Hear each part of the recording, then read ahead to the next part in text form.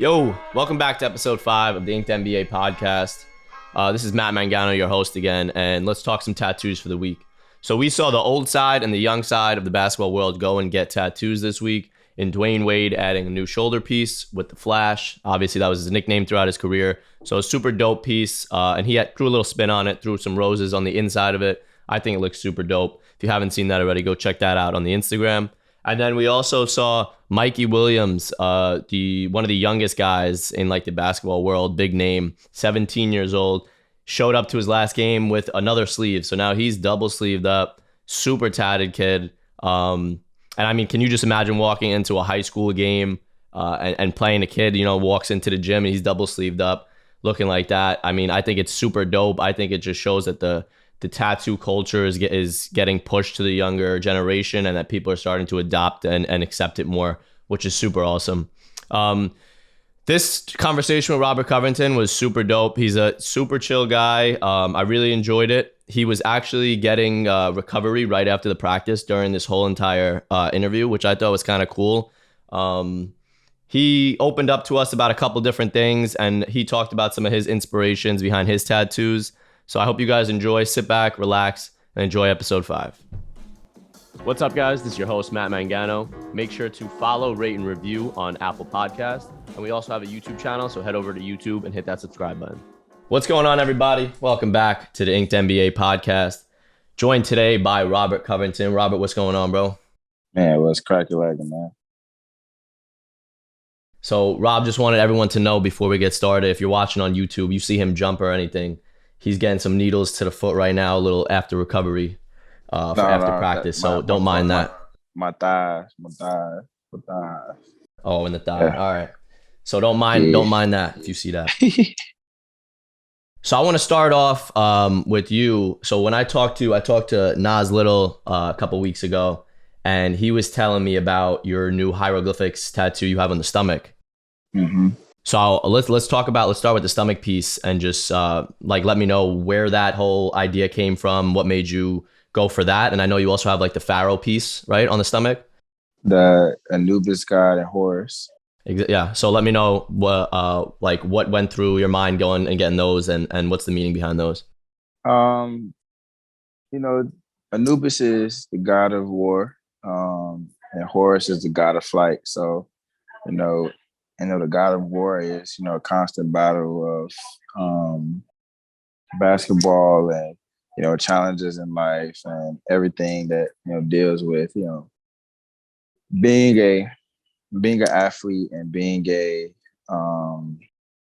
constant battles going against you. So, that's what was to us. And then the Anubis, the god Horus, symbolizes a flight. So, it's soaring above everything, even though there's so many obstacles against us, and I just like the dope Egyptian pieces. Like I said, everything has a meaning. All my tattoos have a meaning. So the hieroglyphics was just the added detail to make the piece stand out more. Mm-hmm. It's not finished just yet completely, because it's going to make it look more crazy and more standoutish once it's done. But that's what I'm excited about when it comes to that. So you talk about the battles like you face as being a ball player and how you put those into your tattoos. So I want to know too, also the story behind then your other new ones that your artist Mel, she sent through. You have the anchor, the compass, and the like elements with the lighthouse you just got on your forearm. Yeah. So tell me a little bit about those and what's the thought process behind those. Man, the anchor symbolizes, whenever you put the anchor, when you sailing, whenever you put the anchor, you're not moving nowhere. So it's about being stable in the foundation of like who you are as an individual. I love the water. I love like being on the ocean and stuff like that. The compass, the Nautilus symbolizes, being the captain of your ship, the captain of your life. Just guiding through and navigating through all the obstacles, through all the storms. Then the lighthouse symbolizes that, no matter how foggy or whatever is going on in your life, you'll always know to look for the light. That's what the lighthouse is. It symbolizes that land, a safe haven, a safe space. So, that's how, I kind of put all that all together. And then I also have, the four elements, earth, wind, fire. It's earth, wind, fire, land. But instead of it's derived from the statement sky above me, water sky above me, earth below me, fire within me, water around me. That's a symbolization of, all the elements, and kind of people think of it when I say it's the avatar, Mm-hmm. but it's more to than just that. It's, we have so much around us that, makes us, complete. And it's just understanding the different elements that benefit and complement our lives. For sure. That's dope. I like that a lot. Um, you're a guy, do you consider yourself a vet? Like when you talk to people, are you a vet in your eyes or no? Yeah, I'm a vet now. All right. So as a vet, right, when you came into the league, what do you see like in your tattoo progression? Because when you came into the league, right, there's a big difference in 2013 to now within tattoos and tattoo culture and just the detail you see in tattoos. So when you first came into the league, like how do you see different now, like the players' tattoos or just like your tattoos themselves? What kind of difference do you see? Just like I said, the progression. My tattoo artist, she first started years ago, about 10 plus years ago. And when she first got into it, she did a lot of my first tattoos, like this, my secondary year. So for me, seeing the progression of her work, to where it is now, like now she wants to do literally everything over with. She wants to Mm-hmm. do everything over. And so for me, it's like, I'm a letter, like, because I want her to be happy with her canvas. And I Mm-hmm. want her to be happy with her work so she can be on full display, because she did majority of my tattoos. She did 99% of my tattoos. And And so how did you meet her? she's family friend. Okay, dope. She's a family friend. And, like I said, she first started in clothing. She first started in clothing and stuff. And then, doing designs like shoes, because she used to make custom shoes and everything. And then, like I said, the transition, she got into tattooing. It became intriguing to her, and she just went from there. And she just, like I said, developed off of that. That's really cool. And who were your tattoo inspirations growing up? Because you're like when I talk to the younger guys, right? They're shooting towards like the Birdman's kind of stuff like that. You growing up, you were watching different players than those younger guys. So for you, who were your inspirations? Doesn't have to be basketball. It could be like pop culture, anything like that. Who are some of your inspirations in the tattoo world? My tattoo inspirations was my tattoo inspirations had to be AI. Mm-hmm. AI. Jordan Clark, not Jordan Clarkson. J.R. Smith. Yep. Seen a lot of progression with him. Um, Trying to think of who else had a lot of dope tattoos. It's not too many I can really think of. AI was the most, the Mm-hmm. one that everybody tattoos, the braids, the everything. He changed the whole narrative. Yep. The Changed the whole pioneer narrative. behind that whole wave of like kind of expressing yourself and doing whatever the fuck you want to do and Mhm. not like sticking to like the regimen that the NBA was trying to put out at that time. Right, right. So for you, you travel like you've traveled a lot throughout your career, right? You're like sort of like a journeyman. You do the hard work for the teams you go on. Going through like all these teams and stuff, was there ever a time where you're on a certain team or where you're in a certain place where you're sitting there and you're kind of like questioning what's going on and like I don't know, because you were talking a lot about how your tattoos resemble like the hardships in life and stuff. So is there a certain time that like comes to mind when you think about that? Just my overall journey. It ain't been easy. How I got to where I'm at now is through constant hard work, through constant letdowns, constant, you know, failures, and keep adding motivation to keep pushing. That's why, Hmm. my motto has always been allergic to failure, because no matter what we go through, it ain't a failure, it's a lesson. Mm-hmm. And it's about your mindset and how you push yourself. Um, when you harp on failures, you're gonna continue to build negative habits. But if you look at it from a different aspect and different mentality, you can definitely change the whole narrative. And that's what I've grasped. If I let the things that have happened to me in life, really dictate, how I feel or my actions, I wouldn't be in this moment. Mm-hmm. I wouldn't be in this moment at all. And for me, like I said, it's just about keep doing the same thing, the little things. Little things add up, and like I said, you get rewarded for those little things. Mm-hmm. I like that a lot. Always keeping, like you're saying, always keeping like the positive side of things and looking at where you're at is really key. So I want to shoot to something quick now. Being on the Blazers, you guys have a pretty solid like tattoo team, like in my eyes, when I'm like ranking guys tats and whatnot when we go through the awards and stuff. So you guys have Dame, you have Nas, you have Anthony just went and went crazy with his arm too.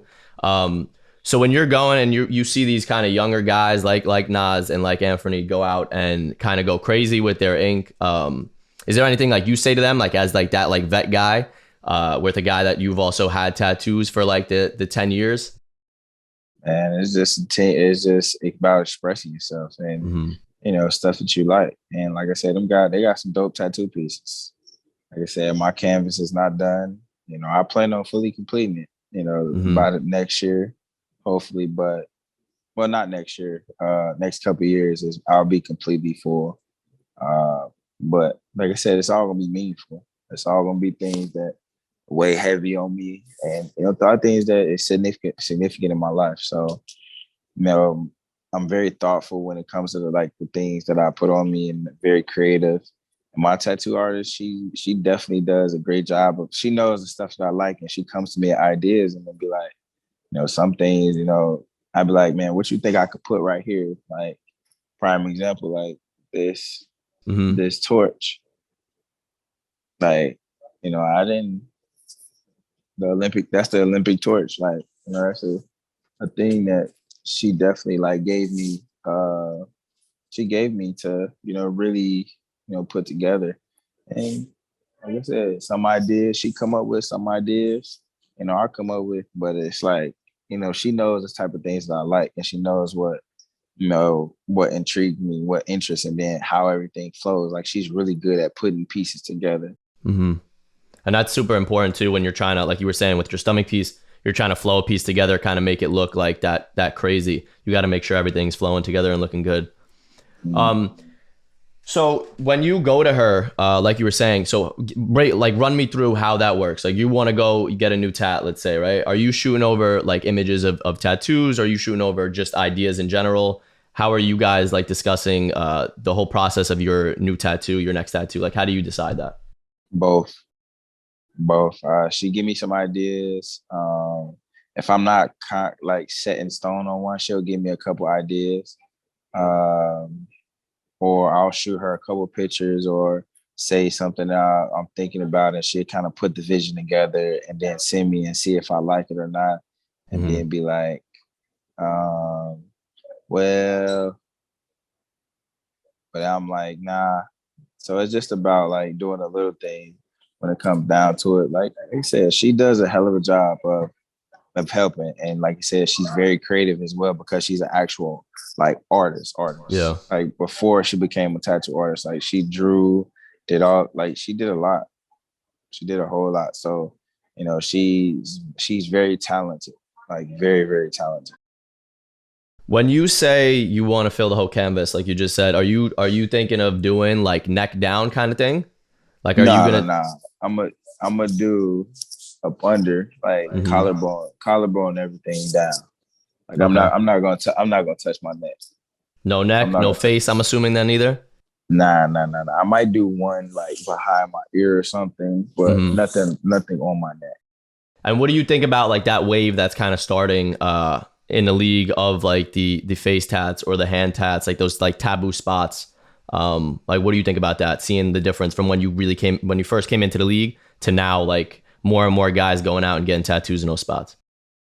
I may say it's a unique thing. The tattoos are becoming more acceptable. Mm-hmm. People are really intrigued by a lot of things, and like I said, it's just about the growth of the canvas. And for us, it's part of the game. It's part of the change, the culture. Mm-hmm. Like I said, we look at a lot of different things, a lot of different icons, and we look up to them. So it's allowing us to express ourselves in a different net. What was your first tattoo? What was the first piece you got, and how old were you when you got that first piece? First tattoo I got was a tattoo of my grandma, well, a cross with angel wings for my Mm-hmm. grandmother that passed away. It's her birthday. Her name, it says "Gone but Never Forgotten" on my right shoulder. That was my first one. How old were you when you got that? 21, I believe. Okay, so you kind of like waited a little bit to get your first tat, because you see guys now, like Mikey Williams, super relevant right now, but he double sleeved up, like just finished his second sleeve like a week ago, and he's like 16, 17, I think. So I mean, we're seeing, like you were saying, with the culture change, we're seeing it get young, like it go to the younger generation, and guys are starting to come into the league, like he's in high school still, double sleeved up, or a lot of the rookies now with the leg sleeves and just the arm sleeves that they have coming into the league. Is there any players that come to mind, like that you kind of like, damn, they have some dope ink? That's a lot of players in the league. It's hard to pinpoint. It's hard to pinpoint. Like I said, I see on y'all page that every day somebody added something crazy. Like Yep. I just seen, DeMar DeRozan's new edition. Mm-hmm. I think I seen RJ's, Jello. Yep. Um, I think Jordan Clarkson. Like a lot of different people have a lot of unique tattoos, and like they're dope. Like it's a Mm-hmm. canvas. Like it's a full on display. Kelly Oubre, um, Ben McLemore, like Yeah. my BMAC teammate, is tatted up. my teammate. Like, and so it's so many different dudes that Nas and Ant starting to walk into that, and like you said, it's about having that vision and putting it all together and just flowing with it. Mm-hmm. Like they're just flowing with it. So it's a lot of unique guys that have a lot of like special things, and like I said, it's all meaning behind certain things. Like everybody likes something else, everybody likes something different. So it's like how you piece it together, like how it all flows. It's a lot of dope art in the NBA, man. A Hell yeah. whole lot of dope art.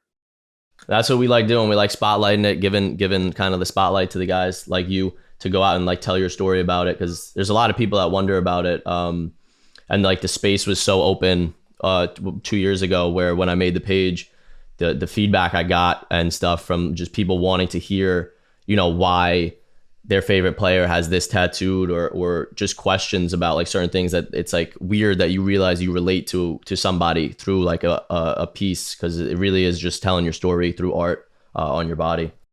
Mm-hmm. So this is a question I ask everybody, and then we'll wrap up. But how much have you spent collectively on your tattoos? I'll say probably 15 plus. 15 plus, damn. I'll say probably 15 plus. Mm-hmm. I recently just had a tattoo session about a month ago. That's when I got my forearm additions, my stomach. My family got tatted. My best friend got tatted. Got a full half sleeve leg. Well, yeah, full half leg sleeve now. Um, it's a lot. Yeah, because that's all I did during quarantine. Either, and also Was just get all I did tatted? just get tatted. I brought in my tattoo artist for like 3-4 days Mm-hmm. for the weekend, and she And just went literally come crazy. to literally. I went from having just my arms, half sleeves on my arm and my chest and on my side, to damn near full leg sleeves, full like arm sleeves now, Mm-hmm. like stomach tatted or everything. Do you try and get your tats like in the off season, or like when you have like kind of space between games and whatnot? Like, do you find it difficult Like if, let's say you get a tat, you have practice the next day or a game the next day. Like, does that kind of like annoy you when you have to like have your wrap on it or whatever, or just like take care of it? Like, do you try and do stuff in the off I do season? stuff mostly in the off season. Hmm. I've gotten one tattoo during the season, but that was just my hand tats. Like it wasn't nothing crazy. My finger tats. It Hmm. wasn't nothing crazy. Like you said, people don't even know I got these on my fingers. Yeah, no, I had no idea you had those on your fingers. Yeah, on both sides. So And what do those say? Hakuna Matata, courage, loyalty, believe, humble, resiliency, passion. I like that. What was your most painful tat? My most painful tat would have been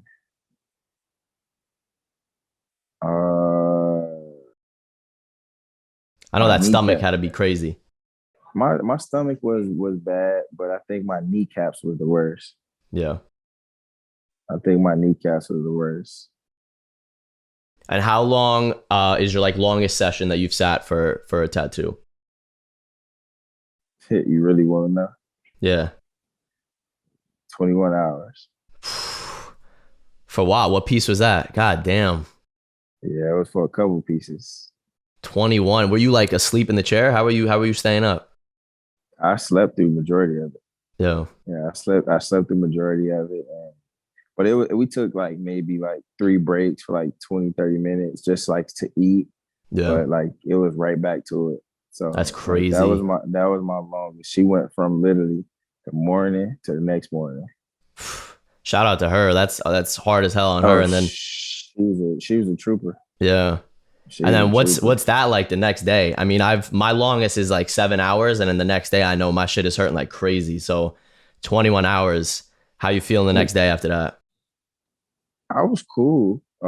She did my both. She did my thigh piece, my stomach piece, my leg piece, my full leg piece,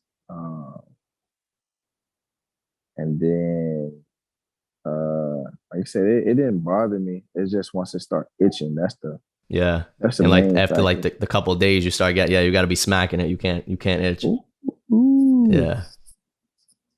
Okafor, save your life. All right, man. I appreciate you coming on. Shout out to you. I hope you good luck this year with the Blazers. Hope you guys go far in the playoffs. I think you guys have a great team, great chance at it. And I'm excited to see your ink progression and see some of the new tattoos that you get as you Oh fill up your yeah, canvas. oh yeah. Once I tap and hit these ones up top and let her do her thing, man, it's gonna be a whole situation. I'm excited to see it. I'm excited. You got to send me the pictures. I got you, my man.